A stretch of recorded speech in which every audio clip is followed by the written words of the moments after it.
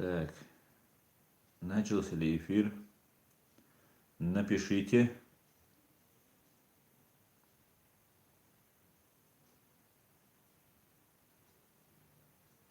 Так, да, начался. Ассаламу алейкум. Приветствую всех. И снова мы в эфире. Чинго. Ассаламу алейкум. Хауми телефон. Чухаусар хуай. Ва алейкум салам, Чинго. Эльси, в Чечне не просто расстреливают, так вот уже 25 лет, как работает конвейер смерти. Абсолютно верно, Эльси.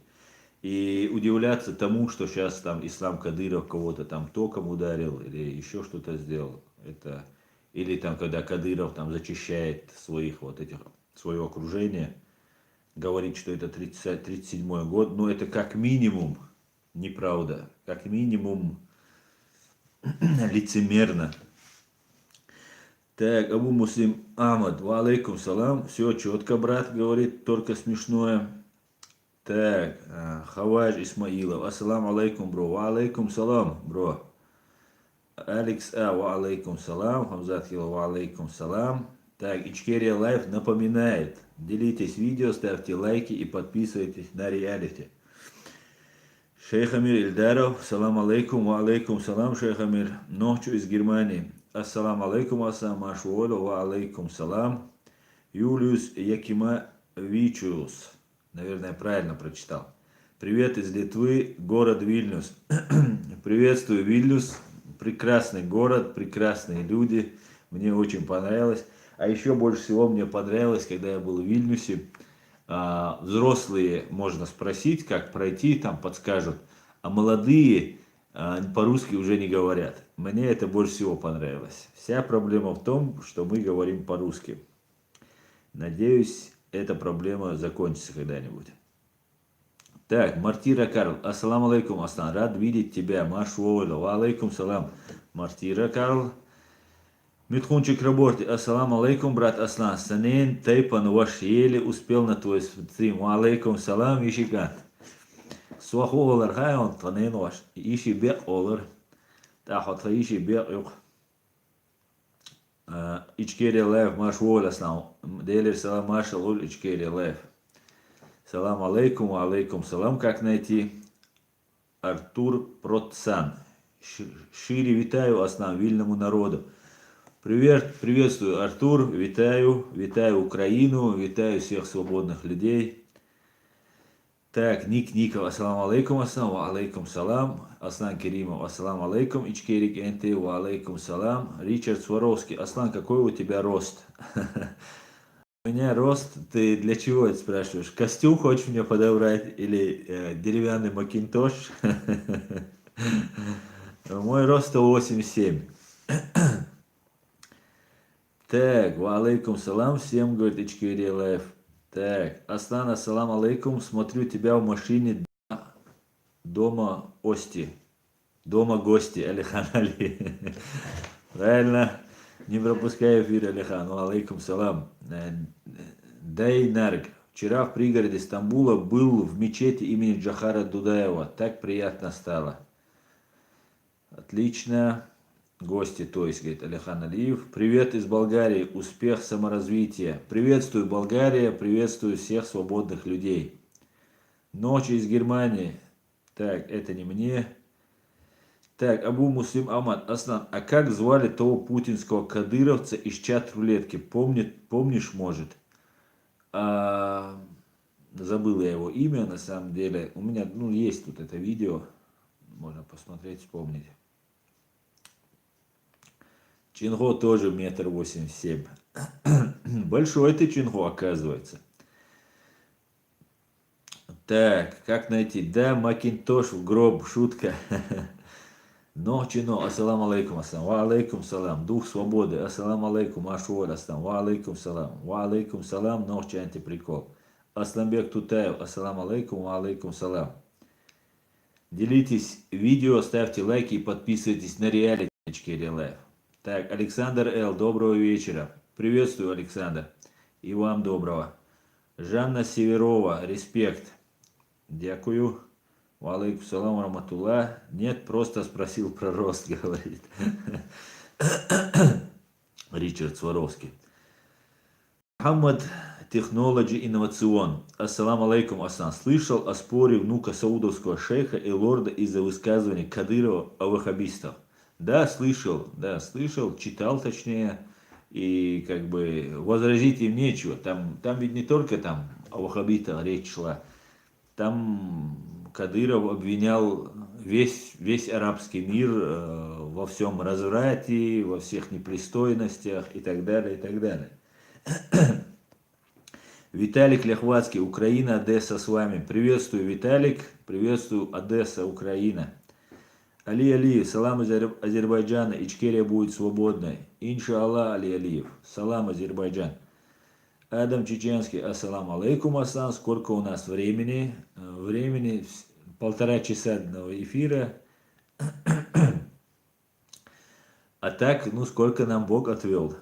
Алена Павленко, привет. Наконец-то получилось попасть на ваш стрим. Привет, Алена. Рад вас наблюдать. Шамиль ТВ, ассаламу алейкум, Саваш, ва алейкум салам, Шамиль.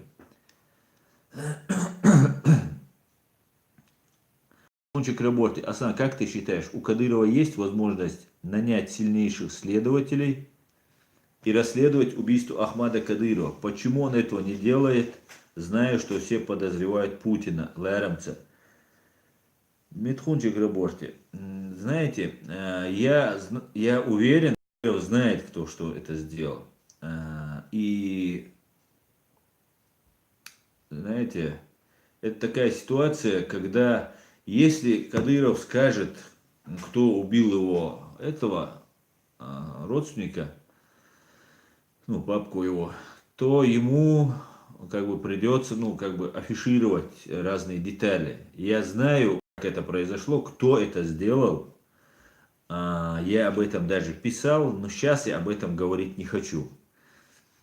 Потому что лучше пускай будет так, как есть. Да, что Путин замочил его папашу, чтобы сделать этого недалекого ума человека своей абсолютно управляемой марионеткой. Поэтому оставим на этом. Но у меня есть своя версия по этому поводу. Так, Аслан, наверное, сегодня тема интересная. Дух свободы, говорит. Ну, тема у нас, я, конечно, вас всегда хотел радовать только хорошими новостями, но сегодня я вас огорчу одной новостью. Сегодня умер Владимир Буковский, человек-эпоха, человек, который провел 12 лет в КГБшных советских концлагерях, который подвергался принудительной карательной психиатрии в институте сербского, и потом был обменен благодаря разным активистам, политикам, правозащитникам на Западе, он был обменен на Луиса Карвалана. И после этого он отправился в Великобританию, в Лондон и жил, ну или в Кембридже, и жил в Англии в последнее время. И вот недавно, сегодня он умер.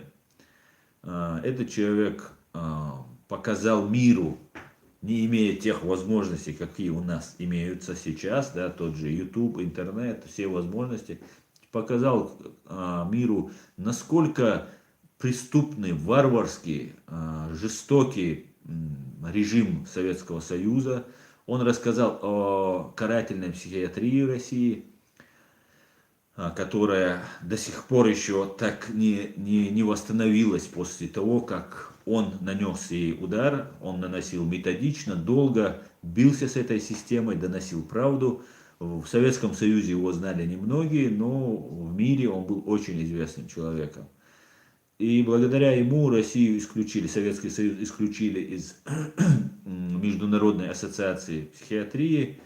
И этот человек реально легенда, этот человек реально глыба правозащиты.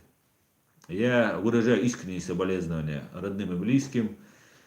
И я надеюсь, его дело будет продолжено, и мы продолжим, люди, которые защищают права людей, будут продолжать дело Буковского, Владимира Буковского.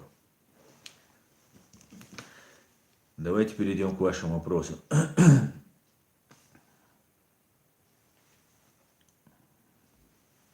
Так, Джахар умнейший политик, говорит, успех саморазвития. Раньше не знал его, но посмотрев пару роликов, понял, насколько он далеко заглядывал в политике. Да, Джахар Дудаев был очень эрудированным, очень образованным человеком и владел большим источником информации. Да, он располагал большим доступом к информации.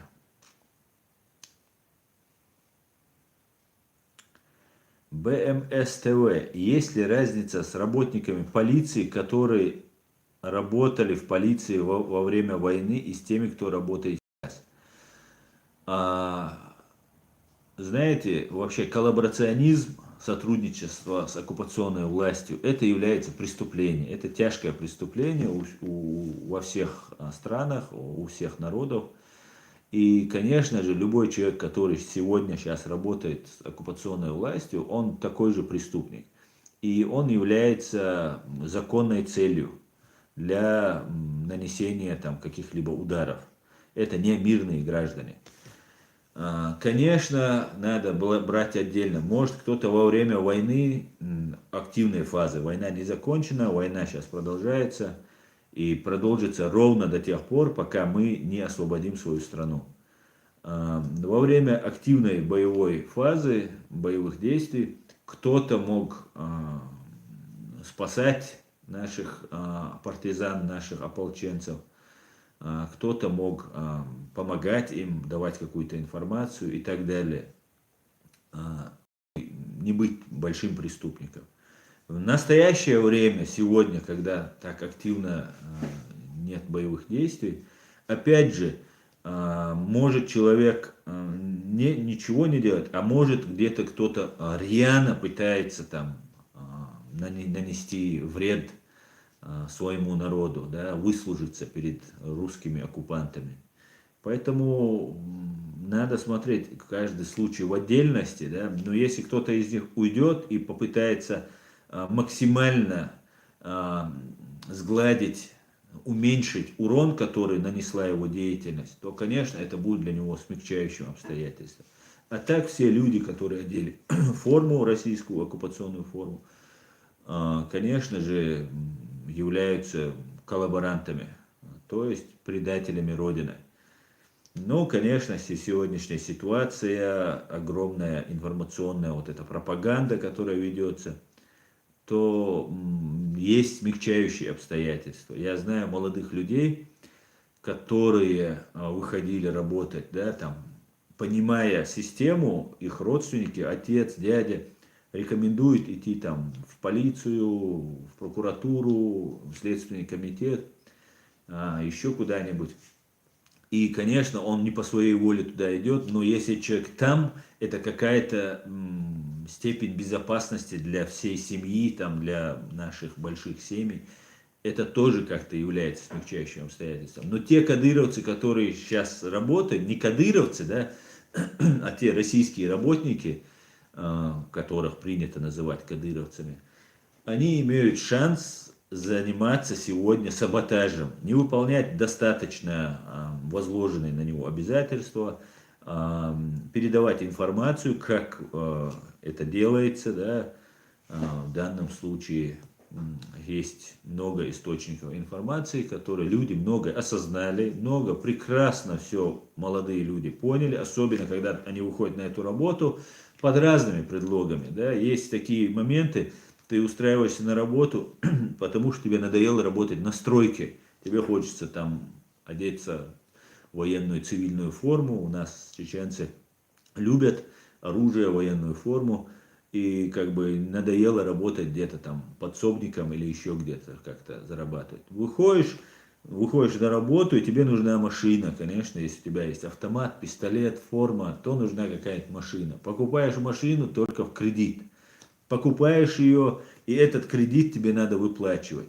А всем сотрудникам кредит выдается легко, вообще без проблем. Купил машину, и пока ты этот кредит выплачиваешь 2-3 года, ты уже на крючке, ты должен выплачивать кредит, ты должен пахать. Ну, конечно, многие смотрят на это, оценивают, пока не попадут в какую-нибудь серьезную передрягу. Ну что, задержал наркомана, задержал там преступника какого-нибудь, вора, там еще убийцу. И как бы, ну, он не сталкивается с чем-то, что против его народа и против его государства. Ну, когда получаются случаи, когда тебе приходится убивать задержанного, когда ты это видишь, что кто-то другой делает, у молодых людей возникает, это что это такое? Это незаконно, это преступно. И за это придется отвечать не Кадырову и там ФСБшнику, им-то придется отвечать в массе, в целом, а за конкретный случай.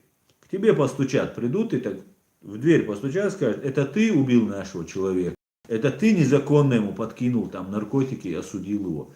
И, конечно, молодые люди начинают понимать, ну, там такая система, что ты на кредитах завязан, там, тебя начнут терроризировать, если ты начнешь там пытаться уйти, ну и так далее.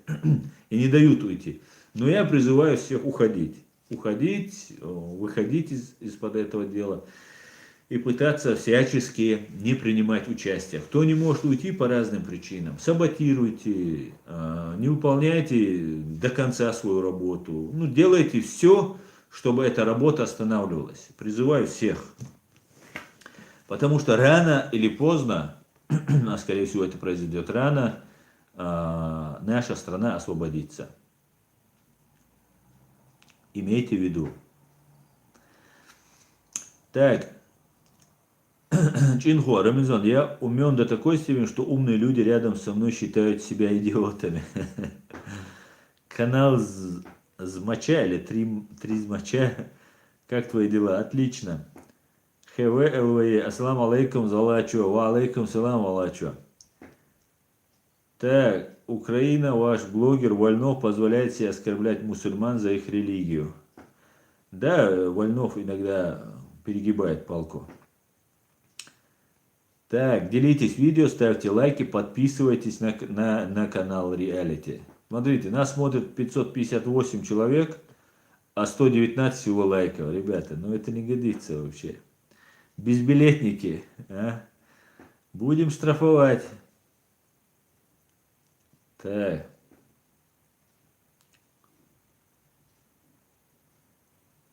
Ватный персонаж. Да уж, Буковский отсидел 13 лет в советской тюрьме и несколько лет в психушке и не сломался. Да, этот человек был реально из железа. Да, Буковский, конечно же, я многому научился у Буковского, многому. И, по-моему, 12 лет он все-таки отсидел. Так. Google говорит, он был еще очень культурным человеком. Да, совершенно верно. И Джохар Дудаев, и Буковский были культурными людьми. Нуханов 77. Почему ты мой вопрос пропустил? Я его просто перемотал, потому что много набралось вопросов. И я так иногда делаю. Извини. Если хочешь, просто повтори вопрос, я, может, его увижу.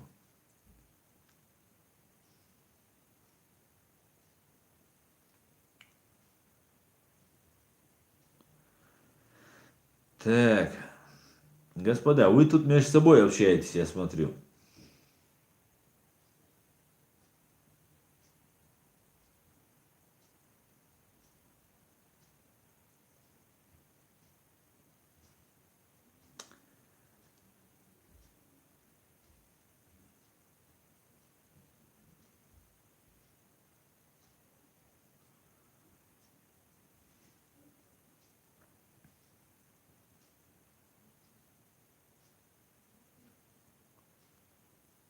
Так. Ассаламу алейкум, салам маршал. Салам маршал. Так, Эд Мамедов задонатил опять. Спасибо, Эд. Ну, пиши вопрос, Эд. Кстати, Эд, скоро, даст Бог, увидимся в Америке. Ричард Сваровский. Асан, я считаю, надо отказаться от русских фамилий, точнее от окончаний. Например, Арцуев Аслан, Орси Аслан и так далее. Да, правильная идея.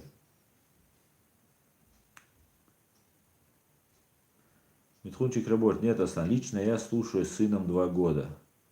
Так, я забыл, о чем мы говорили.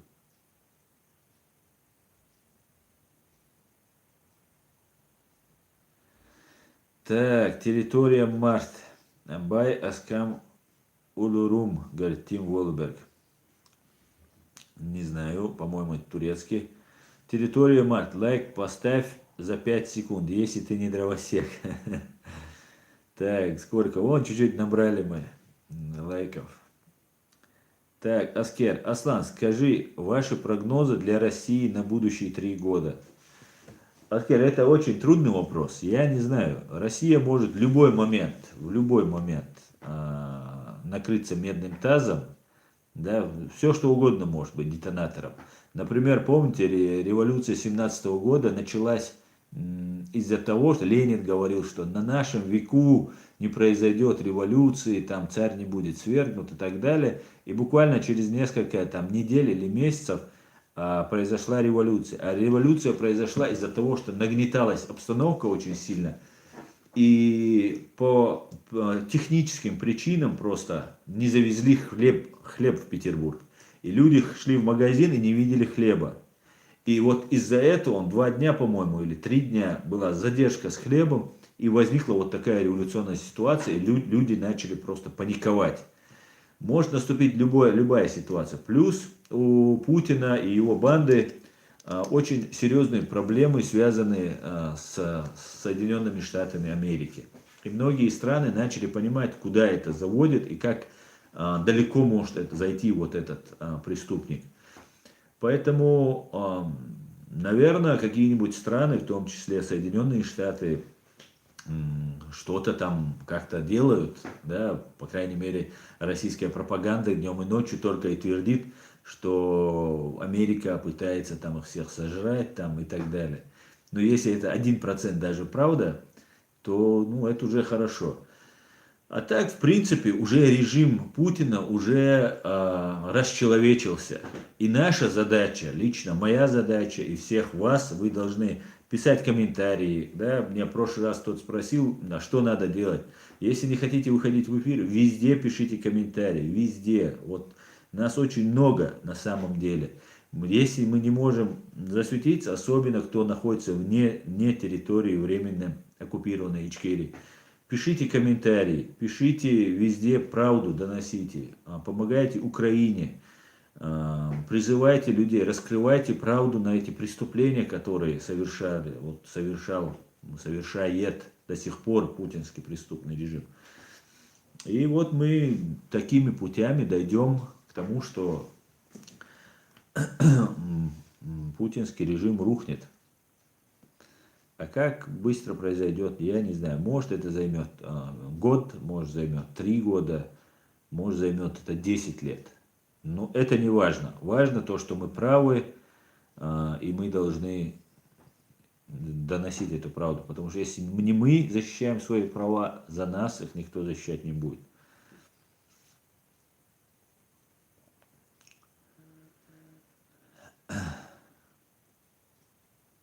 Ибрагим Х. Если падет Рашка, начнется анархия, в том числе и ЧР. Как это избежать? Но я не думаю, что начнется анархия. Ни в коем случае. Люди, те, которые против Путина, они же не за анархию, правильно? Они наоборот за закон. Потому что сейчас анархия. Сейчас маленькая группа людей делает все, что говорит. Тирания полная просто. И вот для этих людей они просто занимаются там полным беспределом. И люди, которые хотят нормальной законной власти, законного государства, правового государства, эти люди, конечно же, будут в первую очередь стремиться, чтобы установить это правовое государство, а не заниматься анархией. Полиция никуда не денется там, и так далее. То, что касается временно оккупированной Чеченской республики Ичкерия, это, конечно же, отдельный вопрос. там совершены такие преступления, и у нас есть законная власть в экзиле. И мы, конечно же, вернемся и как-то будем устанавливать свою власть.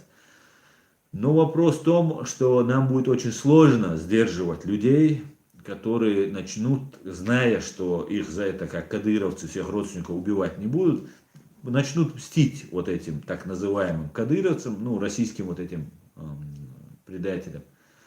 Ну и что тогда остается? Нам тогда остается, у нас есть по этому поводу концепция, она еще ранее разработана нашим бывшим министром иностранных дел Ильясом Ахмадовым. Ну, это ввод миротворческих войск, которые разграничат, успокоят, пока мы не изберем президента, парламент, пока мы не наберем новую полицию и другие структуры, к нам должны будут войти миротворцы. ООН это будет или какая-нибудь другая международная организация. Но мы к этому готовы, мы об этом думаем, к этому ведется определенная работа, она проводилась. Ну, ждем просто удобного случая.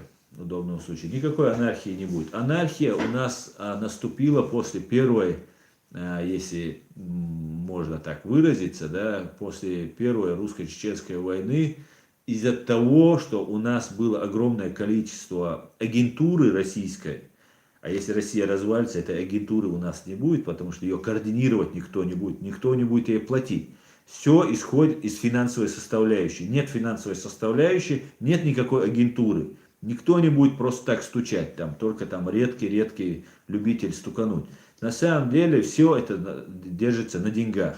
Уберите вот эту финансовую, материальную составляющую, и никаких агентов у нас не будет. Если Россия будет занята с собой, у них там нормально демократические правовые процедуры будут происходить, им будет не до нас. И, конечно же, тогда, если у нас будут миротворцы, если у нас будет консолидация нашего общества, которая обязательно тоже необходима, мы, конечно же, сможем спокойно установить свою власть. А то, что у нас было после Первой войны, агентура большого количества, теракты, которые проводились, пропаганда, которая днем и ночью с российского телевидения лилась, как сейчас она льется про Украину, даже еще больше, чем сейчас про Украину, лилась про нас. И мы все, чеченцы, находились в русском информационном поле. У нас свое телевидение, мы не отключали российские каналы, мы смотрели российские новости. И, конечно же, это влияло. Можно было забросить информацию и нагнетать ситуацию, да, вот там взяли заложники, вот выплатили там 5 миллионов, там, сколько, за шпигуна там, или кого там они, шпигуна вроде бы замочили, или он замерз там от холода, ну неважно, там, и кто-то слышит, вооруженный, без денег, там, видит, все зарабатывают, и вот у него склонность тоже захватить какого-нибудь там русского генерала, офицера и заработать деньги. Ну и оттуда вот это все начиналось. Конечно, это все надо будет прекращать. Поэтому не будет никакой анархии. У нас точно не будет. Байсангур чеченский. Аслан, о чем сегодня идет речь? Как ты видишь то, что творится в Чечне? То, что творится в Чечне, я об этом говорил. Еще раз скажу. В Чечне Ислам Кадыров, мэр Аргуна, Апти Алаудинов, министр МЧС и там еще несколько дважды предателей попытались подготовить заговор против Кадырова. Заговор был раскрыт, выяснилось, что эти заговорщики финансировали фонд, который здесь находится в Европе, помогали и так далее. И Кадыров, как он и умеет, начал убивать, наказывать, пытать. Сперва мэра Аргуна, он дальше раскрыл. Потом появился Ислам Кадыров. И я так понимаю, это исходит из того, что вот Ислама Кадырова замочить, не хотели, да, замочить Кадырова. Родственник там, все такое, да, уже огласки много, это придано. И Ислама Кадырова решили просто дискредитировать. Так как все эти чиновники, которые пытают людей, они все снимают на камеру, все это снимает. ЧГТРК, вот специальные у них там журналисты есть, об этом я достоверно знаю, снимали вот это съемки Ислама Кадырова, вот эти журналюги из ЧГТРК, ну так называемые ЧГТРК, российские журналисты, коллаборанты, преступники. И им нужно было дискредитировать вот Ислама Кадырова каким-то образом, чтобы он не смог никуда подняться. Но и вот этот иллюзионист скинул вот это, все эти видео с Ислама Кадырова сюда, в Европу. Но своих подельников здесь не захотели сдавать, и тогда ЧГТРК Грозному решили, они вынуждены были сами опубликовать вот эти моменты, и вот они опубликовали это видео. Ну и все, вот что там случилось, и дальше будет продолжаться в том же русле. Мочилова, Алаудинова вы больше не увидите, ну в смысле, может, живым вы его увидите, так как у него есть своя крыша. Вот чтобы понятно была система, которая там есть, мы их всех называем кадыровцами, на самом деле это никакие не кадыровцы. У каждого вот этого кадыровца есть свой начальник, свой куратор. Он может быть как действующий офицер ФСБ, так и нештатным сотрудником, обычным завербованным стукачом. Вот у него есть свой куратор. Он как бы является кадыровцем, это такая банда кадыровцев, которая имеет внешние признаки административной власти, но все там люди проверенные, и все являются, особенно наверху, все являются начальники, замначальника, являются агентурой. У них есть свои кураторы. Как бы получается два хозяина у этих людей. Кадыров, которому они публично признаются в верности, ну и свои кураторы, там от ФСБ, ГРУ, там какие у них там еще организации, спецслужбы России. И все, и вот эти люди получают приказ, давайте, хочешь убрать Кадырова, да, хотя он уже достал, уже все, на нем клейма ставить негде, это матерый преступник там и так далее. Давайте сейчас Алаудинова, там, где какая-то светлая голова в Москве, решила сменить. И как бы многие ненавидят Кадырова, потому что он везде всех подвинул и очень близок к Путину. Ну, Путин к нему не относится как к сыну, да, как врал Путин, как обычно врал, что там он мне как сын, там и так далее. Ничего подобного, никаких чувств близких к сыновьям, отцовским у них там близко нет. Есть Кадыров, который там благодарен Путину за то, что там он дал отомстить там за убитого своего отца. И как бы только обогатиться дал этой банде. Ну, есть другие генералитет, большие начальники в России, ФСБ, военные, которые, ну, просто говорят, ну, куда это? И как-то Путин сказал, когда ему задали там про Кадырова вопрос, он на какой-то конференции, он сказал, что этот человек мне сказал, дайте мне умереть как мужчине. Это значит, Путин он всем дает понять, что это торпеда, которая должна умереть. И говорит всем, ребят, не трогайте, это мой человек. Путину прийти, убери его, так сказать, не могут, но если будут достаточно веские основания, конечно же, тогда его могут подвинуть. Но эти достаточно веские основания должны быть недовольство чеченского народа, окружение Кадырова или внезапная смерть. Вот да, тогда в таком случае получится, что Кадырова надо, ну, другого человека за место Кадырова. И вот такая вот ситуация происходит. Идет вот эта борьба пауков в банке. И банка ФСБ загнала туда, и вот они все ненавидят и там постукивают своим кураторам ФСБ или там ГРУ. Например, этот мэр Аргуна был связан с военными, да, он был ГРУшником или военным там каким-то, как пишут. Ну вот такого плана, вот такая ситуация происходит. И сейчас ситуация у Кадырова не очень хорошая. Если мэра Аргуна замочили, как несколько источников подтверждают, что он убит, может быть, если, ну, замочили, потом Ислама Кадырова, и вынуждены, знаете, ЧГТРК Грозный хотел выкинуть эти видео про Ислама Кадырова не от себя, а чтобы от врага, как бы врага Ислама Кадырова это произошло. Ну, враг Ислама Кадырова не захотел делать в течение месяца этого, там 3 недель он этого не хотел делать. Не знаю по какой причине, но как это не сделать, да, если это твой враг. Значит, вопрос не враг, значит, да, иди давай, езжай, вот это был все, это спектакль. И вот этот спектакль продолжается в том же духе. И когда не выложили отсюда, ГТРК пришлось самому это сделать. Просто открыто пришлось выложить эти видео. И это вообще ничто. О, такой вой подняли, боже мой, как это возможно и так далее. Нет, это все, это ничто по сравнению с тем, что они там творят. И то, что они творят в кабинетах, не на камеру, и том, что они творят в подвалах, в секретных тюрьмах и так далее. Они людей ломают, кувалдами ломают, понимаете? Кувалдой бьют и ломают тебе руки, ноги, тебе там, тебя забивают, как, я не знаю, не человека просто забивают. Поэтому, ну, ситуация вот такая. И у Кадырова ситуация, и у его окружения такая сомнительная. Выстоит Кадыров или нет? Вот такой вопрос стоит. Ну, посмотрим. Выстоит, выстоит, не выстоит, не выстоит. Но нам от этого ни холодно, ни жарко, на самом деле. Придет Алаудинов, такой же преступник. Сейчас Алаудинов может не прийти.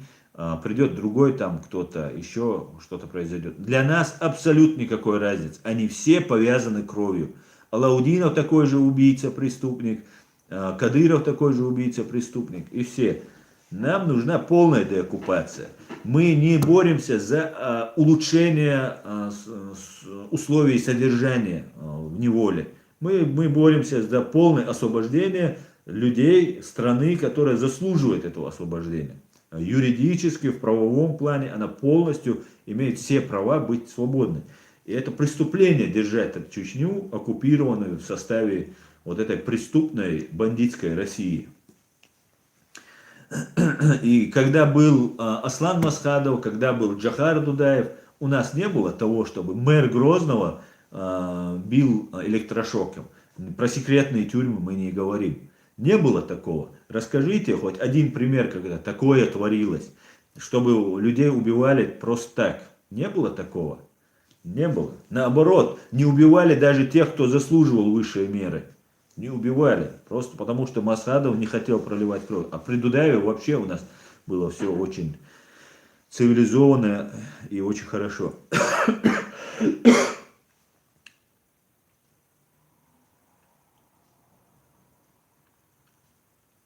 Так, давайте я перемотаю.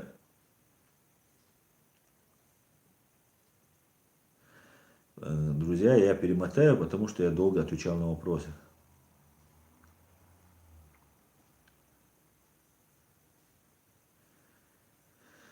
Так.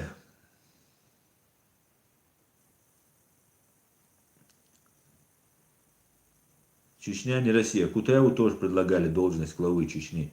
Ну да, Кутаев говорит.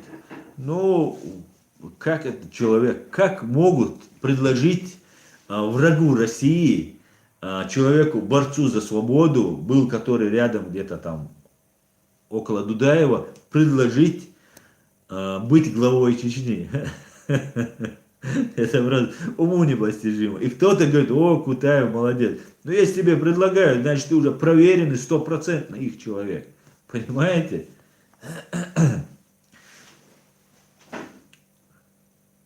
Они не предложат тому, кто не проверен. Аслан Керимов, вот об этом говорили Амер Аргуна, что он человек Патрушева. Вот поэтому его держат так долго в круге Кадырова. До этого, когда приехали, арестовали, сели 2 вертолета и спасли. И он послал кадыровцев. Было, да, раньше попытка его ареста? Ну, я не знал. Мартира Кар, Ислам Кадыров, вершина айсберга. Это просто цветочки. Конечно, Ислам Кадыров, он абсолютно безграмотный и абсолютно ничего не решающий человек. Это марионетка, которому дают команды, он исполняет.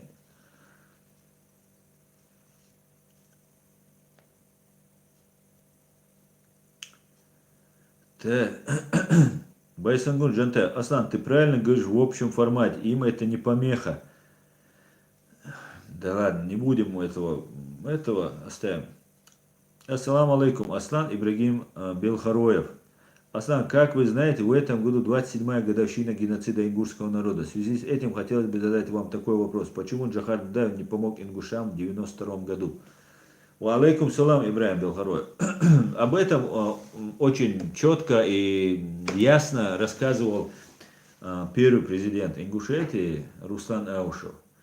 Именно геноцид ингушей был устроен для того, чтобы вытянуть чеченцев, Дудаева, и на этой волне войти в Ичкерию. Именно только лишь для этого было убийство такого количества людей. Туда прислали своих вот этих убийц, и потом еще с Южной Осетии нагнали вот этих бандитов и преступников. И они устроили там резню. Им разрешили помародерничать, им разрешили свои садистские наклонности удовлетворить. И, конечно же, Дудаев не мог позволить себе, когда Ингушетия была частью России, отделилась, послать туда войска официально. Ну, конечно же, неофициально была оказана помощь. Туда поехали наши ребята, помогалось деньгами, оружием и так далее. И Дудаев очень сильно в резких тонах говорил за это преступление, называл геноцид геноцидом в Ингушетии. И он не мог позволить эту провокацию. Такие провокации были еще, но это была самая кровавая и болезненная для нас, для чеченцев, ингушей. Болезненная была, конечно, эта провокация. Но есть юридические правила, да, если мы напали бы, это был бы поводом к войне. Через 20 лет, например, Шамиль Басаев пошел в Дагестан. И мы видели, как весь мир поддержал, что вот на Россию напали, надо там наказать и так далее. Поэтому я считаю, при всем при этом, что там погибли наши люди, Дудаев поступил правильно, мудро поступил, потому что вошел бы он туда, зачистили бы всю Ингушетию и зачистили бы всю Ичкерию. И было бы жертв гораздо больше. Ну, конечно, позже, через 2 года они и так напали, но эти 2 года мы успели подготовиться, и за эти 2 года мы набрали силы, когда мы смогли дать по зубам русскому медведю и победить в Первой русско-чеченской войне.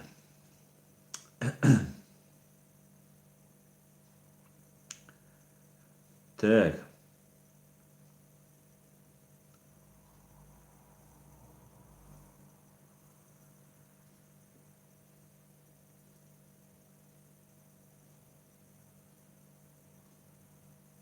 Николай Жулин. При Дудаеве вы говорите, жили хорошо.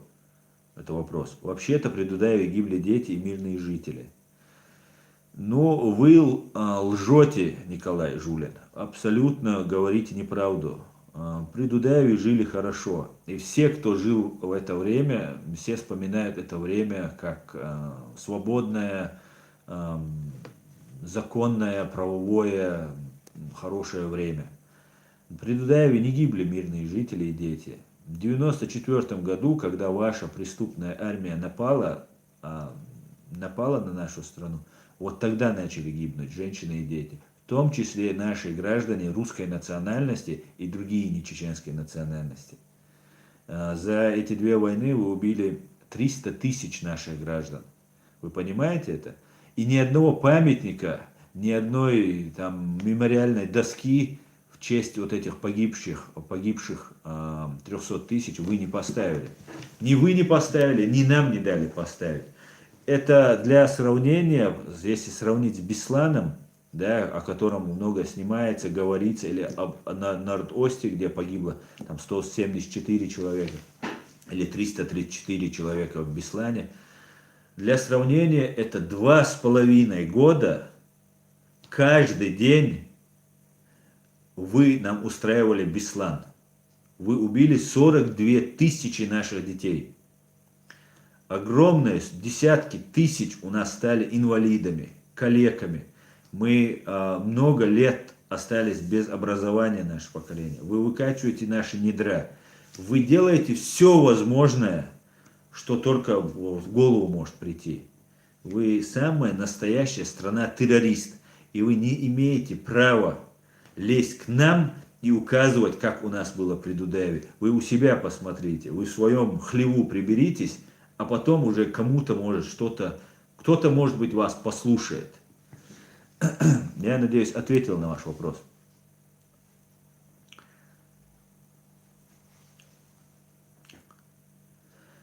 Так.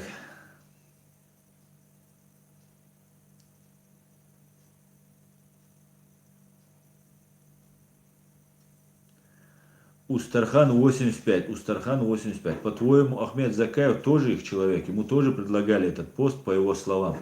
Ну, ему предлагали стать предателем на одну минутку. Ему предлагали стать тем, кем был Кадыров Ахмад. И Ахмед Закаев отказался. Понимаете? Он не стал предателем. А находясь в Чечне, ты находишься в Чечне, уже тебе не свободную Чечню Закаеву предлагали возглавить, а, как и Кутаеву, не свободную, оккупированную. Вот в чем вопрос. А если человек борется за свободу, он должен отказаться от этого и стать за русских. Так, я перемотаю. У меня здесь был донат, и я этот вопрос пропустил по какой-то причине. Сейчас я его найду и зачитаю. Так, Руслан Бамуцкий задонатил. Да, Саладой, Руслан. Надо писать вопрос, Руслан. Хотя бы, чтобы я чувствовал не так сильно перед вами себя в долгу. Так.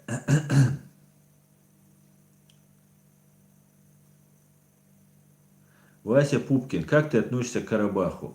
Я считаю, я разговаривал здесь с одним армянином, очень неглупым парнем, я скажу. И мы с ним начали спорить, Азербайджан, Армения, там я как бы не очень хорошо осведомлен на этой теме. Это давно было, и как бы не так уж много об этом есть у меня информации, или я не так уж много уделял времени для этого. И в конце концов, чья земля, кто живет, почему, как.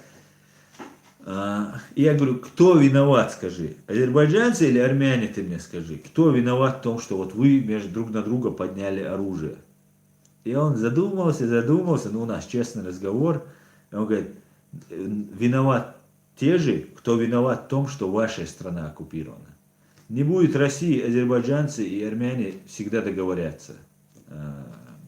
Я абсолютно уверен, сотни лет жили и дальше будем жить в мире. Вся проблема в России.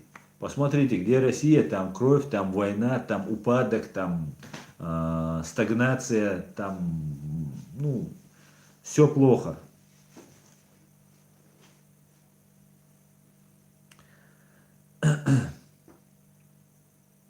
Робинзон Крузон. Все предатели и опасны. Я один хороший, так не бывает.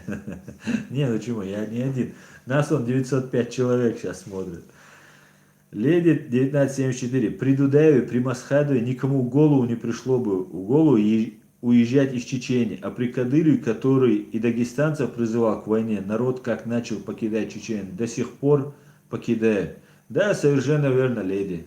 Абсолютно с тобой согласен. Как говорится, голосуют ногами. Посмотрите, сколько чеченцев выезжает до сих пор. И вся проблема вот эти средства массовой информации, которые говорят о чем угодно. Там, побили какого-то протестующего в Москве. О, боже мой, как это ужасно. Да, русские могут так говорить, русские СМИ об этом могут говорить. Но Радио Свобода, BBC, Deutsche Welle, много-много есть иностранных редакций, которые, ну, просто игнорируют наш вопрос. А что это как не пособничество? Извините, но это так. Это чистой воды пособничество. Это просто замалчивание фактов. Ну, чеченцы так по-другому не понимают. Вот сидит бандит и преступник Альфред Кох, вот здесь в Европе, и рассказывает, на голубом глазу дома в 99 году взорвали. Он знает, что это Путин и ФСБ взорвали, потому что об этом все знают, потому что об этом НТВ показало, и НТВ из-за этого Путин приказал уничтожить. И он тот, кто уничтожает НТВ, из-за того, что показали взрывы домов, что это дело рук ФСБ. И он на голубом глазу идет геноцид полным ходом в Чечне, убивается все живое, да, в Чеченской республике Ичкерия. Он говорит, а чеченцы другого языка не понимают. И вот это его, вот эта улыбка, вот это оскал вот этой свиной. Вот. Все помним и ничего не забыли, поверьте. Так, Асланбек Тутаев. Господа, а где лайки? Вот нас смотрит 886 человек, а лайков 244. Неужели вот эти, уже 888, неужели вот эти 888 минус 248, 640 человек, это кадыровцы нас смотрят?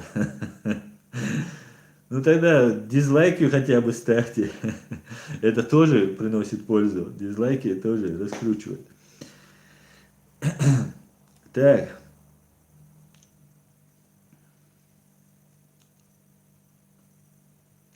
Мартира Карл. Чечня входит в десятку покинувших родину в процентном соотношении. Вот ваша мирная жизнь. Факты, вещи упрямы. Абсолютно верно. Джахар Дудаев. Делитесь видео, ставьте лайки, подписывайтесь на реалити. Нохчи антиприкол. Нохчи пачал ичкери, правильно. Да, совершенно верно. Вайматла, но на чеченском языке это именно так и звучит. Нохчи пачал ичкери. Regretful. Если врагу России не могли предложить возглавить Чечню, то почему предлагали это Закаеву? Закаеву интервью ведь говорил, что ему предлагали. Я только что рассказал. Ему предлагали, чтобы он перешел, как Кадыров, на его сторону. Хотели, ну, видели, значит, ну, они, наверное, не только Закаеву, там, Кадырову, там, разным предлагали и смотрели варианты, кто соглашается, на каких условиях соглашается. Там, конечно, проводилась большая работа, я думаю.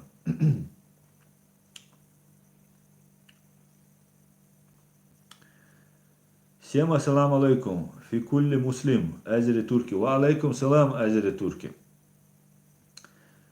Кинг Шульц. Путина накол. Нет. Его в Гаагу. У нас все будет цивильно, цивилизованно, пожизненно в Гаагу. Космик салютен. Держи лайк. Спасибо, Космик.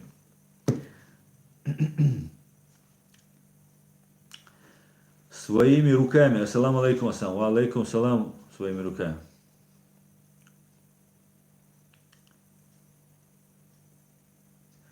Мария Кукарекина. Еще раз повторяю, не смейте обвинять Россию. Россия оккупирована так же, как и вы. Весь зомбоящик в руках не русских. Проснитесь, наконец. То зрите в корень. Да, это очень удобная позиция, что сионисты захватили, кавказцы захватили, там таджики, узбеки заполонили всю Москву. Это очень удобная позиция, но, к сожалению, это не так. Мария Кукарекина. Россия, как она зарождалась империей, так она до сих пор существует. В 91 году, в конце 80-х годов, имперский дух у русских иссяк. Это по разным, по экономическим причинам, тупик идеологического вот развития привел к тому, что ну, люди уже поняли, что надо выживать по-другому. И практически вот этот имперский дух в русских уснул, оставили этот русский дух, этот имперский дух. Но вот благодаря тому, что КГБшникам нужно было из вот этой плановой экономики перевести ее на рыночную экономику, потому что рыночная, плановая была неконкурентна с западной экономикой, и отставали в развитии, в технологиях, и КГБшники придумали, что надо развалить Россию. И это делалось для того, чтобы спасти вот эту ситуацию. И отпустили, да, чуть-чуть вожжи отпустили. И потом, для того, чтобы перехватить инициативу, РСФСР, да, возглавил Ельцин, и потом стал президентом Российской Федерации, ну и так далее, это вы все знаете. И вот имперский дух снова начал пробуждаться, когда Ельцин влез в войну в Ичкерии, убил много людей, был замаран кровью, ему другого выбора не оставалось, как уже официально передать КГБшникам. КГБшники получили, и вы помните, Путин сказал там, успешно по внедрению задание выполнено, да, там, своим коллегам, этим КГБшникам, когда они собрались. Поэтому ваша страна оккупирована не русскими, а КГБшниками. Да, среди них есть евреи, среди них есть чеченцы, среди них есть армяне, грузины и так далее. Но по факту оккупирована Россия КГБшниками. Ну, у вас новое дворянство появилось. Так, например, вот эти КГБшники любят выставлять там журналистов, евреев и армян, которых там больше. Потому что в случае чего можно сказать, ну вот смотрите, это же не мы, это же евреи и армяне сделали. Да? Сейчас очень много таких раскрученных пропагандонов армяне и евреи. Но это не значит, что Армения захватила или Израиль захватил Россию. Нет, это не так, далеко не так. Наоборот, и армян ущемляют, и евреев ущемляют, и так далее. Чеченцы выполняют сейчас оккупированную какую-то другую там, идеологическо-военную там, роль.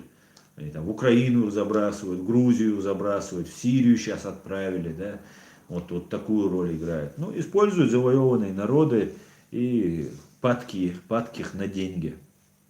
Поэтому, к сожалению большому, Россия оккупирована русскими КГБшниками, большинство свое. Зомбоящик в руках русских, в том числе вашего президента, недоцарька Путина. Вот и все. Так. Рамазан Магомедов, я тоже за чат-рулетку. Также смотрю украинских блогеров и хорошо получается, особенно Киевская Русь. Да, я буду делать, я думаю, вот через несколько дней я вот конкретно займусь чат-рулеткой и буду постоянно выкладывать. Это просто забирает очень много времени, тот контент, который там я записываю, ну это просто там запикивать невозможно просто. Ну весь разговор надо запикивать, и не будет понятно, что говорит. Поэтому надо. Это время забирает, а я сейчас просто очень сильно загружен по времени. Так, Асамбек Тутай, я думаю, что на Коха тоже есть достаточно материала, всему свое время. На него, как на Соловьеву, надо плакаты расклеивать. Да, абсолютно с тобой согласен, Асламбек, это обязательно надо делать. Это было бы хорошо, если наши молодые люди не морду бить хотели бы, а вот такие проводили флешмобы, акции, клеили бы, писали бы там где-нибудь, что это преступник, пособник геноцида. Это было бы очень действенно, да, доносить до всех соседей, где он живет, было бы очень хорошо. И, конечно же, он, не наворовав свои там миллионы, здесь он строит дома, да, там уже вкладывает в немецкую экономику деньги, весь такой респектабельный человек, по сути, бандит и вор. Мы должны доносить до немцев, и я уверен, ему не дали просто так уйти оттуда с такими деньгами, и тут сидит он на Путина бочку катит. Его замочили бы при первом удобном случае, потому что это у них считается предательство. Ты был в банде, и ты вышел, ты предатель.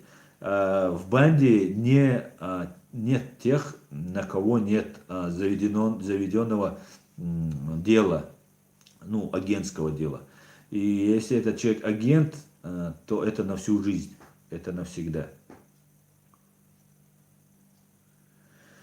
Так, Игорь 1417. Аслан, дякую тебе за правду. Враши правды боятся. Да, совершенно верно, Игорь. Именно поэтому они боятся не пуль, они слов боятся. Самое страшное для них слово. И, конечно, мы будем делать то, что им больше всего не нравится. Салман Вифаев. Аслан, на чеченском, по-моему, нохчи пачалх нохчи чу. Нет, Ичкерия дуаш хилди штуцуюка. С каждым лайком Ичкерия Лайф пишет. С каждым лайком рост Путина становится ниже. Да, вы что-то тормознулись опять.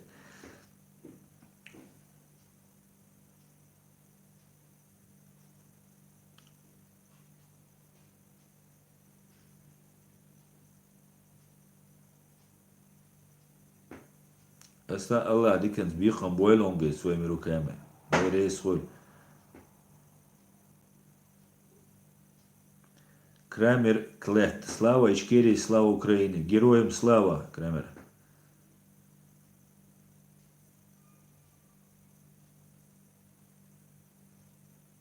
Ибрагим Х. За счет чат-рулетки ты сможешь довести количество подписчиков до критической массы, соответственно, изменить ситуацию в Рашке. Мат можно запикивать. Открыв глаза людям, ты спасешь миллионы людей. И я буду этим заниматься, да, Алмула. Ибрагим Белхарой. Аслан, у вас есть страница в социальных сетях? Да, у меня есть страница под этим видео в описании. У меня есть Инстаграм, Фейсбук. На Фейсбуке у меня 2 аккаунта. И один аккаунт в конце фамилия Арцуев W в конце. Это мой основной аккаунт. Когда он заблокирован, я бываю на другом аккаунте.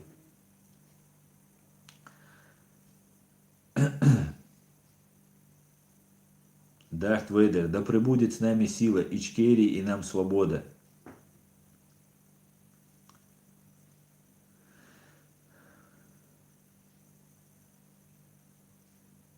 Ватный персонаж. Режим Путина обязательно должен пройти через трибунал. Нужна правовая оценка преступлениям Путина и его кодлы. Абсолютно верно. Именно этим мы и занимаемся. Именно к этому мы призываем мировое сообщество. И всех людей доброй воли. Так, я перемотаю. Ух, опять тут много написали.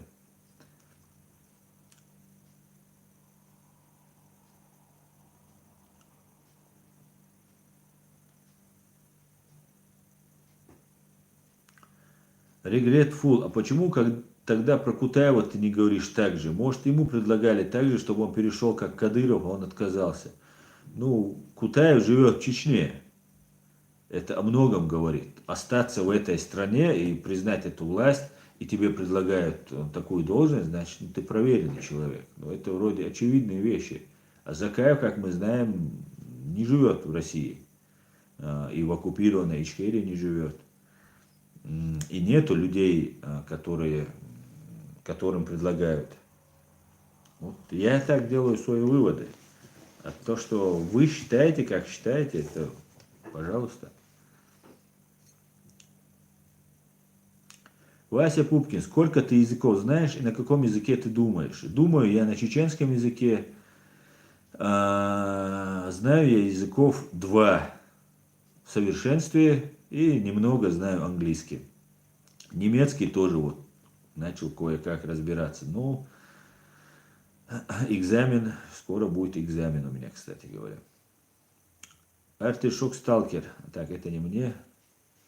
Николай Жулин, я лично за мир во всем мире. Так и мы за тоже, Николай. Конечно. Samsung A05. Аслан, у меня вопрос. Like what teach вычислить волобу дуй that. Если вы поставите лайк, вас не вычислят. Единственное, я об этом должен сказать, даже если потеряю свои лайки. Если вы ставите лайк, то это видео у вас будет среди понравившихся. И когда ваш телефон попадет к оккупантам или к клопообразным в руки, они могут зайти и посмотреть, где вы поставили лайк. Поэтому чеченцы, которые находятся во временно оккупированной ЧРИ, нежелательно ставить. Но опять же, все зависит от того, чтобы лишний раз там не нарваться на неприятности.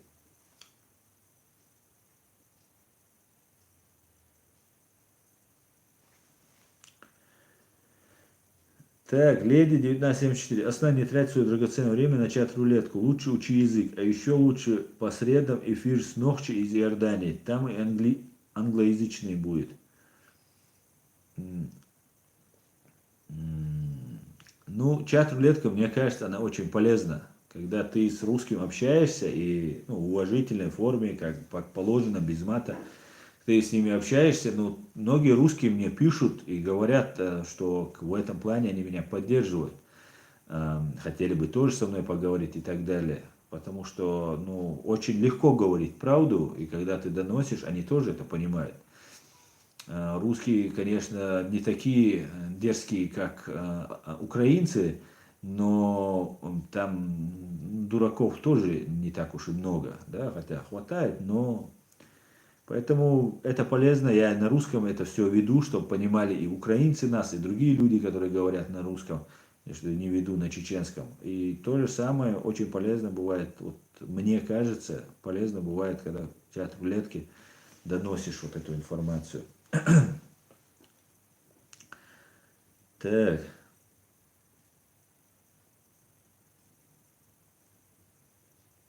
так, я опять перемотаю.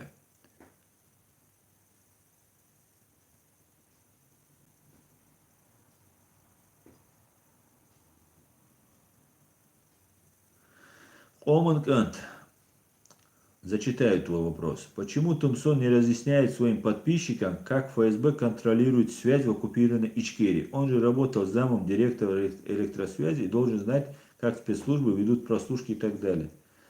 Это бесполезно, Оманкант. Алекс, респект тебе, Аслан. Баркала. Почему ты не любишь Путина? Он же вроде с колен поднимает. Знаете, Пол Гоббл как-то сказал, Путин поднял Россию с колен, чтобы она маршем прошла до кладбища. Да, и за это, конечно, заслуживает уважения.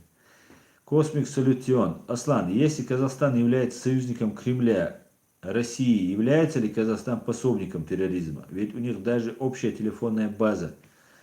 Если Казахстан выдает людей на пытки и смерть России, если она помогает в борьбе против инакомыслия, против Украины, против Ичкерии или еще кого-нибудь, то, конечно, да.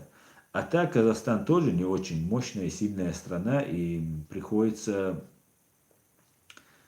как бы соблюдать кое-какие правила.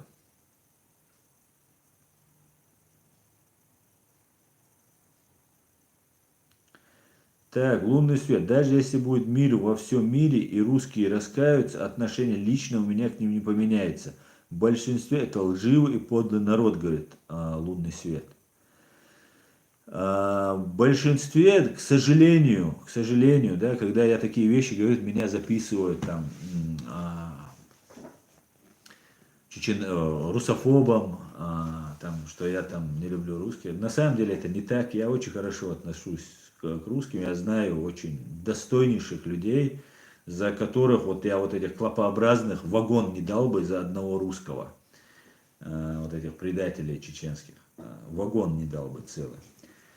И с этим я бы хотел бы лучше Льва Толстого, графа Льва Толстого, никто, наверное, не смог бы описать. Но в какой-то степени я согласен с Львом Толстым, а с какой-то степени нет.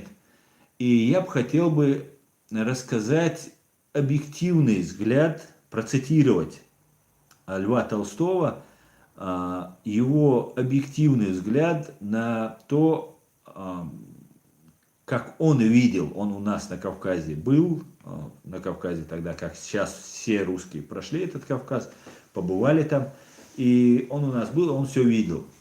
И вот что он пишет в Хаджи Мурате. Это займет там 5-10 минут. Наберитесь терпения. Итак, граф Лев Толстой, произведение Хаджи Мурат. Бутлер своей ротой бегом вслед за казаками вошел в аул. Жителей никого не было. Солдатам было велено сжечь хлеб, сено и самые сакли. По всему аулу стелился едкий дым, а в дыму этом шныряли солдаты, вытаскивая из саклей, что находили. Главное же, ловили и стреляли кур, которых не смогли увести горцы. Офицеры сели подальше от дыма и позавтракали и выпили. Фельдфебель принес им на доске несколько сотов меда. Чеченцев не было слышно. Немного после полудня велено было отступать. Роты построились за аулом в колонну, и Бутлеру пришлось быть в арьергарде. Как только тронулись, появились чеченцы, и, следуя за отрядом, провожали их его выстрелами. Аул, разоренный набегом, был тот самый, в котором Хаджи Мурат провел ночь перед выходом к своим к русским. Сада, у которого останавливался Хаджи Мурат, уходил с семьей в горы. Когда русские подходили к аулу, вернувшись в свой аул, Сада нашел свою саклю разрушенной. Крыша была провалена, а дверь и столбы галерейки сожжены и внутренность огажена. Сын же его, тот самый красивый, с блестящими глазами мальчик, который восторженно смотрел на Хаджи Мурада, был привезен мертвым к мечети на покрытой буркой лошади. Он был проткнут штыком в спину. Благоразумная женщина, служившая во время его посещения Хаджи Мурату, теперь разорванная на груди рубахи, с распущенными волосами стояла над сыном и царапала себе в кровь лицо и не переставая выла. Сада с киркой и лопатой ушел с родными копать могилу. Старик-дед сидел у стены разваленной сакли и, строгая палочку, тупо смотрел перед собой. Он только что вернулся с своего пчельника. Бывшие там 2 стажка сена были сожжены. Были поломаны и обожжены посаженные стариком и выхожены абрикосовые и вишневые деревья. И главное, сожжены все улья с пчелами. Вой женщин слышался во всех домах и на площади, куда были привезены еще 2 тела. Малые дети ревели вместе с матерями. Ревела и голодная скотина, которой нечего было дать. Взрослые дети не играли, а испуганными глазами смотрели на старших. Фонтан был загажен, очевидно нарочно, так, чтобы воды нельзя было брать из него. Также была загажена и мечеть, и мулла с муталибами очищали ее. Старики-хозяева собрались на площади и, сидя на корточках, обсуждали свое положение. О ненависти к русским никто не говорил. Чувство, которое испытывали все чеченцы от мала до велика, было сильнее ненависти. Это была не ненависть, а непризнание этих русских собак людьми и такое отвращение, годливость и недоумение перед нелепой жестокостью этих существ, что желание истреблять их, как желание истребления крыс, ядовитых пауков и волков, было таким же естественным чувством, как чувство самосохранения. Перед жителями стоял выбор – оставаться на местах и восстановить страшными усилиями все с таким трудом заведенным и так легко и бессмысленно уничтоженное, ожидая всякую минуту повторения того же, или противно религиозному закону и чувству отвращения и презрения к русским покориться им.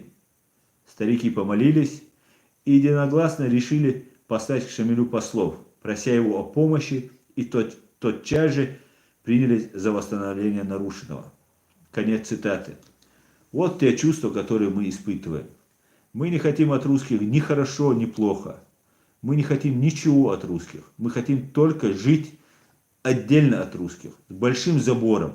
И, конечно же, мы будем требовать всю нашу жизнь и всю нашу историю наказать всех виновных в этих преступлениях. Ни в чье имя, которое нам удастся раздобыть, не останется не оглашенное в приговоре. Да, Алмулла. Теперь перейдем к вашим вопросам.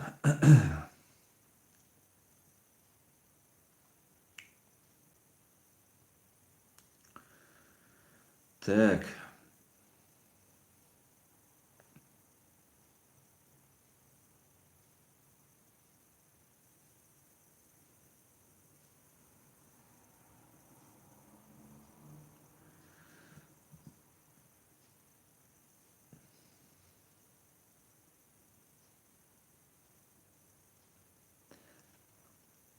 Так, ну вот сейчас за Кутаева заговорили все. Понятное дело.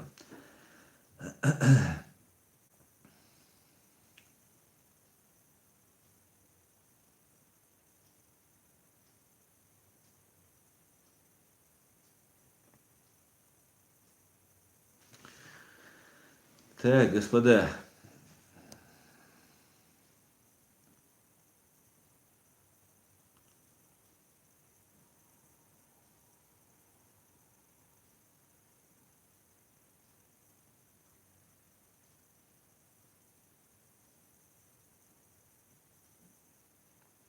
Космос Солитион. Про русских сказано все так и есть. Никаких с ними дел. Митхунчик работает. Алла, рейс хулом, брат, за Хаджи Мурада, еще отдельно. Масайна хулон, рейс. Сыблемо X. Аслан, нормальной студии обзавестись не смотрел? Смотрел, и скоро будет отличная студия. И освещение будет, и все будет.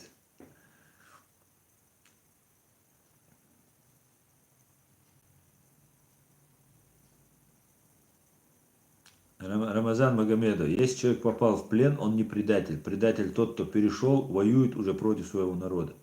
Совершенно верно. Ичкерия Лайв, делитесь видео. Ассаламу алейкум, Аслан. Аслан с Кавказа пишет. Я кабардинец, проживаю во Франции. Уважаю тебя и все, что ты говоришь правильно. Храни тебя Аллах, брат. Ва алейкум салам, Аслан, тезка. Спасибо. Дай Бог, чтобы у нас все было хорошо. Давам Масхадов сказал... Так, не будем сейчас имама Шамиля тут впутывать. Рахим четкий. Но ведь имам Шамиль, опять имам Шамиль, не герой Чечни и еще не великий. Для нас самый великий герой это Шейх Мансур, Байсангур, Бенойский и так далее. Имам Шамиль сдался в плен. Он не стал предателем, он не стал убивать, как Кадыров и его вот эти банды своих сограждан.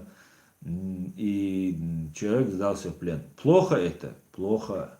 Он был знамя, и вот как Джохар Дудаев или Аслан Масхадов, он не имел права этого делать. Категорически не имел права сделать. Но он не стал предателем. Он сдался в плен, и за это можем мы его осуждать. Но предателем имама Шамиля, я не знаю, можно ли его обвинить в предательстве. Как знамя он не имел права, конечно. Николай Жулин, нет, ребята, вы сейчас зло несете в сторону русского народа, но вам есть за что ненавидеть Россию. Самое главное, чтобы вы не ошиблись в своих обвинениях, а Господь Бог нас попозже рассудит. Нет, мы несем, не зло мы несем, мы доносим правду. Почему, Николай, вы говорите нам, которые пережили геноцид от вашей страны, вы нам говорите не ругать русских, не говорите правду. Вы нам фактически говорите не говорить правду, что вот русские устроили геноцид. Вы устроили геноцид. И этот геноцид не только, который вы сейчас устроили. Вы знаете, что вы устроили геноцид в 1944 году, когда десятки тысяч чеченцев и ингушей защищали Советский Союз оружием в руках, против нацистов бились. Вы это знаете?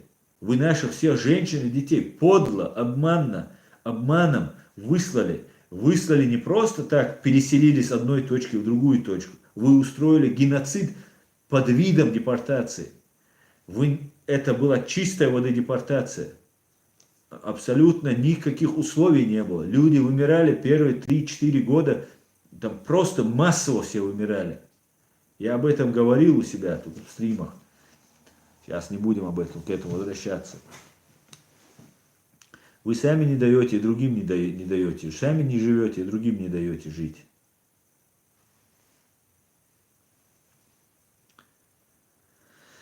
Так. Фриман. Мечети загаживали и в русско-чеченских войнах. Почитайте Политковскую про карательную операцию Старых Атага. Да, Фриман. Я не понимаю, это таким способом унизить. Я знаю, у нас они в Катарюрте устроили геноцид, и были убито 450 человек. Руководил этой бойней Владимир Шаманов. Так вот, они делали то же самое в домах. Они заходили, брали ковры, клали на стол, залезали на стол и гадили. И я-то знаю русский менталитет. Они так хотят нас унизить. Но я знаю еще чеченский менталитет. Чеченцы этим не унижаются. Они смотрят и недоумевают. Как вооруженный человек, представляющий армию, это, как офицер, честь там, все такое, об этом близко нет. Заходит, и мы понимаем, насколько недолюди к нам пришли. Нас это нисколько не оскорбляло. Это ковер выкинуть, почистить. Это ничего страшного. Но зато какой репутационный удар по своей стране наносят. И потом удивляются, Жилины тут разные, Николай. Вот вы на нас зло несете. Вы не представляете, что вы с нами делали. Вы не представляете, что до сих пор вы у нас там творите. Понимаете? Ваши вот эти мэры, так называемые мэры, ваши вот эти гауляйтеры, так называемые, главы Чечни, это ваши люди, это вы творите. Вот одним звонком, одним щелчком пальца вы можете остановить это. Вы не останавливаете, потому что вы получаете удовольствие, что над нами такое творят. И еще разные кохи и разные другие ваши эти пропагандоны, они много рассказывают, что по-другому, это же Кавказ, они же не понимают. Это вы не понимаете человеческого языка, вы только язык силы понимаете. Мы понимаем только человеческий язык, и никакой язык силы мы не понимаем. И я пример тому, и тысячи чеченцев, десятки, сотни тысяч, оказавшись здесь за границей, пример тому, что мы не понимаем язык силы и никогда не поймем язык силы, потому что мы свободные люди, нас выращивают, взращивают свободными людьми, нас учат заступаться за слабых, нас учат заступаться за честь, нас учат умереть за то, чтобы несправедливость не торжествовала. Вот как вы делаете. Мечети. Ну, представьте, чеченцы захватили Россию. Заходит чеченец, и это делает церковь. Вы просто задумайтесь. Ни один чеченец этого себе не позволит. Это просто будет самое-самое последнее, что он сделает. Его свои же там загнобят, если только он подумает. А вы это творите на протяжении уже веков. Это ваша доблесть, показать это. То, что вы убиваете людей, убиваете женщин, убиваете детей. Детей убиваете, понимаете? У Доки Умарова убили 3-месячную дочку. У Абдулхалима Садулаева убили. Это только я про президентов наших бывших говорю. У Аслана Масхадова захватили десятки, сотни родственников. У Джохара Дудаева захватили брата, других родственников.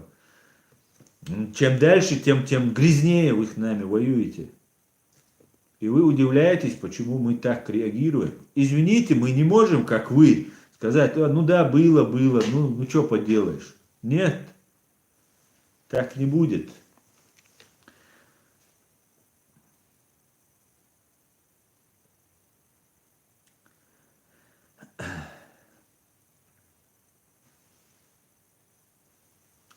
Астершок Сталкер. Только давайте все уточнить. Не русские люди, а русские войска. Да, можно, Астершок, заниматься подменой понятий. Можно не говорить конкретно, не называть конкретно русских. Но когда Шаманов выступает на российском телевидении, сидит вся студия, тогда еще НТВ более-менее свободная. И Аушеву он говорит, мы русские офицеры, там русские генералы. А уже говорит, я не русский, я российский офицер. Нет, мы все русские офицеры, туда-сюда. И ни в студии, ни журналисты, никто в зале не возмущается. Нет, это не русские войска, это российские войска. Никто не говорит. Ну, тогда, когда надо гордиться, вы все русские. А мы так, остальные приложения к вам, такое бесплатное приложение Мурзилки, да, получается? Нет, это не так. Давайте говорить как есть. Обидно это или нет? И опять же, я не говорю о всех русских. Я вам еще раз и 100 раз скажу. И это не просто слова. Я отдам вагон целый кадыровцев за одного русского, который у меня есть, друзья, с которыми я общаюсь, которые достойны, реально золотые люди.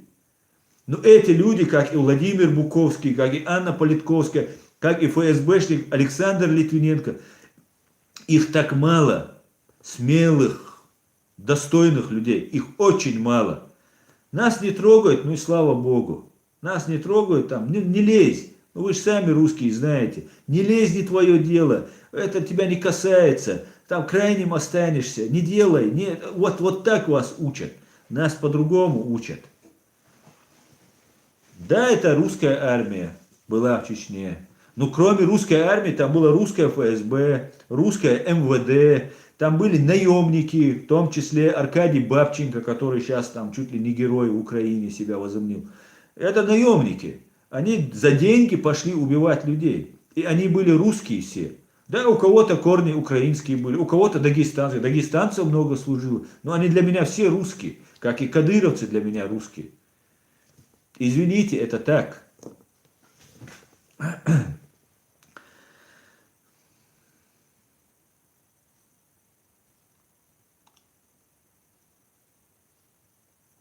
Али Алиев, мы не против русских, мы против агрессивной российской государственности. Мы против империализма, русского империализма.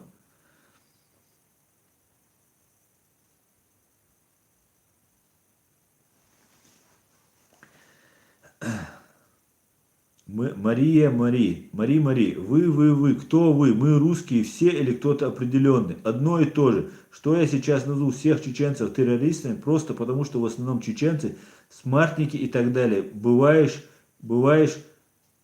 чушь не несите, говорит, чушь не несите, говорит.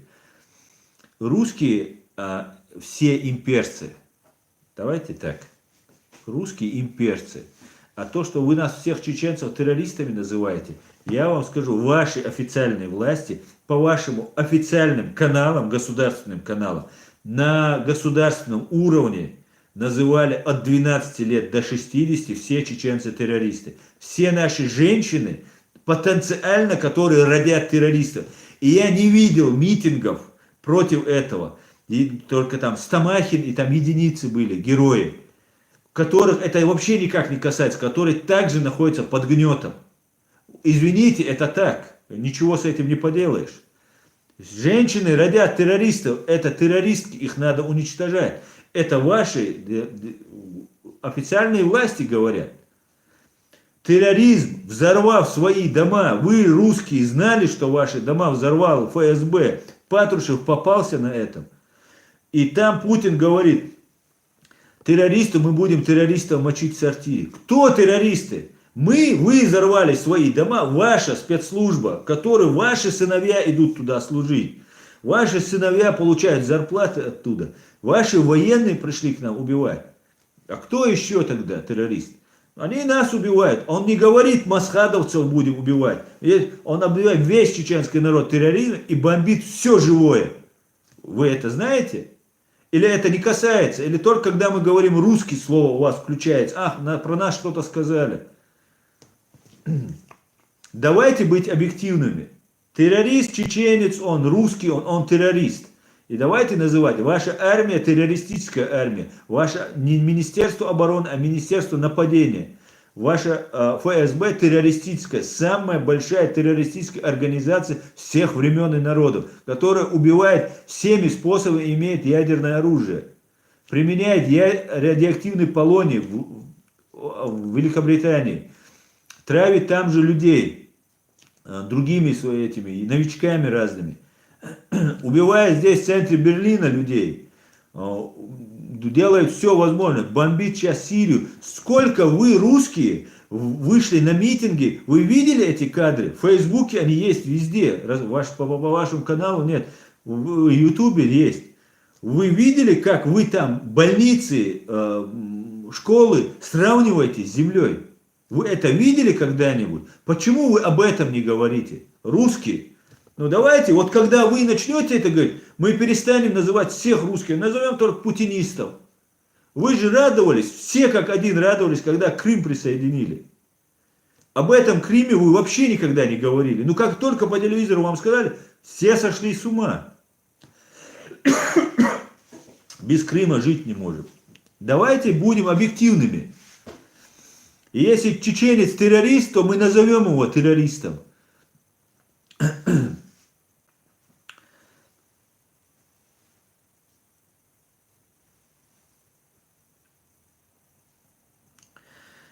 Так, давайте, тут много наговорили.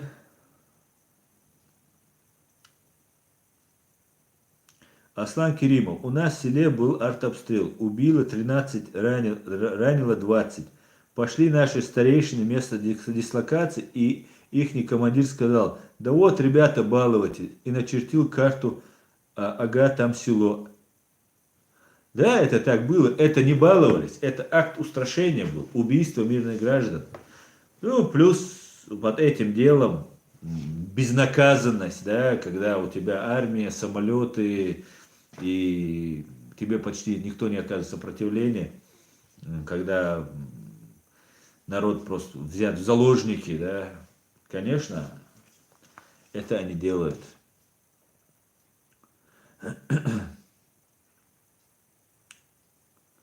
Александр Л. А потом говорят, а вы докажите. Да, да, это любимое дело, а вы докажите. Ну вот, доказательства, вот, смотри. Ну давайте мы вам докажем, у нас материалы, мы Международный уголовный суд Гааги подали материалы. У нас выиграны сотни, а так тысячи дел. Какие еще доказательства? Убирайте свою власть, выходите, миллион русских на площадь и говорите, пошли вон. Собирайте трибунал и проводите трибунал. Международный, чтобы были наблюдатели, чтобы независимые люди были. И осудите. Путина осудите, Патрушева осудите, Здановича осудите, кто у вас там, Шойгу, Мойгу, Иванов. Вот эту всю вот эту банду осудите. Я первый буду, кто будет вам в этом помогать. Заберите все недра своей страны себе, в свои руки. И так далее. Дайте людям свободу и сами станьте свободными, русские. Так, господа, я на этом закончу наш эфир. Мы уже 1,5 часа говорим. Спасибо, что смотрите, спасибо, что поддерживаете. Следующий эфир будет в пятницу в 9 часов по европейскому времени.